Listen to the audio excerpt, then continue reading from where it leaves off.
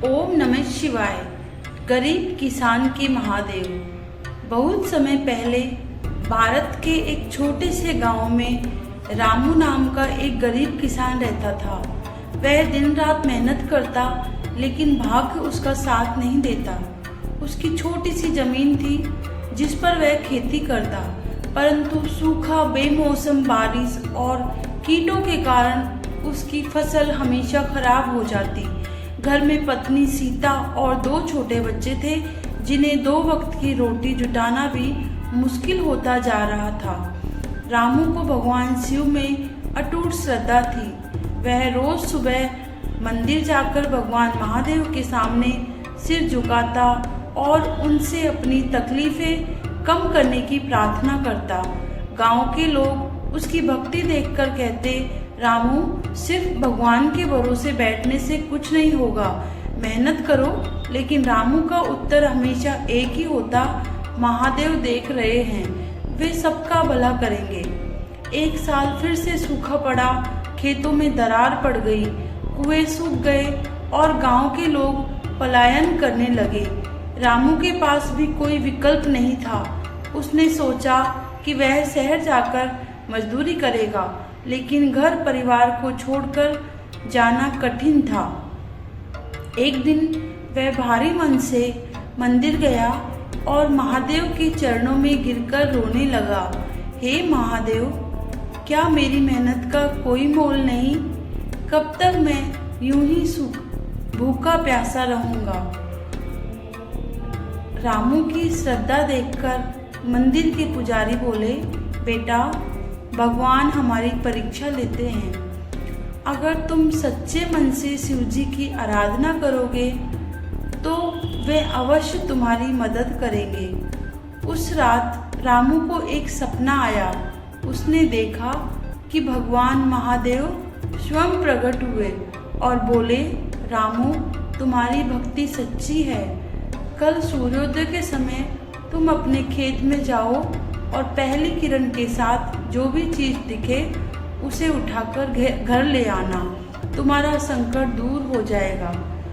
सुबह रामू उत्सुकता से खेत में गया। सूरज की पहली किरण जमीन पर पड़ी तो उसने वहां एक चमकती हुई चीज देखी।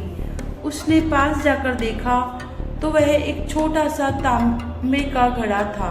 पहले तो उसे विश्वास नहीं हुआ, लेकिन फिर उसे याद आया कि यह महादेव का आशीर्वाद हो सकता है। वह घड़ा लेकर घर आया और उसे अच्छे से धोकर देखा। उसकी पत्नी ने कहा, यह तो बहुत पुराना लग रहा है, शायद कोई खजाना हो। रामू ने हिम्मत जुटाकर घड़े को उल्टा किया तो उसमें से ढेर सारे सोने के सिक्के निकल पड़े। यह देखकर उसकी आंखें फटी की फटी रह गई। गांव में यह बात आग की तरह फैल गई। कुछ लोग उसे बधाई देने आए तो कुछ जलने लगे। रामू अब अमीर हो चुका था।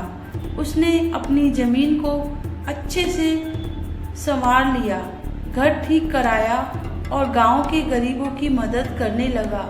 लेकिन जैसे जैसे उसकी संपत्ति बढ़ती गई, वैसे वैसे उसके भीतर लोभ भी बढ़ने लगा। अब वह दिन रात अधिक धन कमाने की चिंता में रहने लगा। एक दिन उसने सोचा, अगर इस घड़े में एक बार सोने के सिक्के आ सकते हैं तो शायद और भी आ सकते हैं। उसने फिर से घड़े को उल्टा किया, लेकिन इस बार उसमें से सांप निकल आया। रामू डर से चीख पड़ा। उसी रात रामू को फिर सपना आया। इस बार महादेव बोले, रामू, मैंने तुम्हारी परीक्षा ली थी। घड़ा तुम्हारे लिए वरदान था, लेकिन लोभ से वह अभिशाप बन गया। अगर तुमने संतोष रखा होता तो तुम्हारे पास सुख शांति बनी रहती। अब तुम्हें समझ आ गया होगा कि सच्चा सुख धन में नहीं बल्कि संतोष में है। रामू की आंखें खुली तो वह पसीने से भीगा हुआ था। उसे अपनी गलती का एहसास हुआ।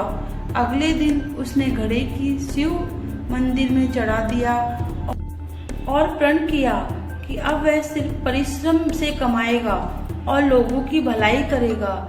रामू की कहानी हमें यह सिखाती है कि ईश्वर हमारी मदद जरूर करते हैं, लेकिन हमें अपनी मेहनत और संतोष को कभी नहीं भूलना चाहिए। असली धन हमारे कर्म और विश्वास में होता है, ना कि सिर्फ सोने चांदी में। सच्चा सुख केवल धन से नहीं बल्कि संतोष से मिलता है। भगवान उनकी सहायता अवश्य करते हैं जो सच्चे मन से प्रार्थना करते हैं। लोभ का अंत हमेशा बुरा होता है। परिश्रम और ईमानदारी सच्ची सफलता की पूंजी है। ओम नमः शिवाय। हर हर महादेव।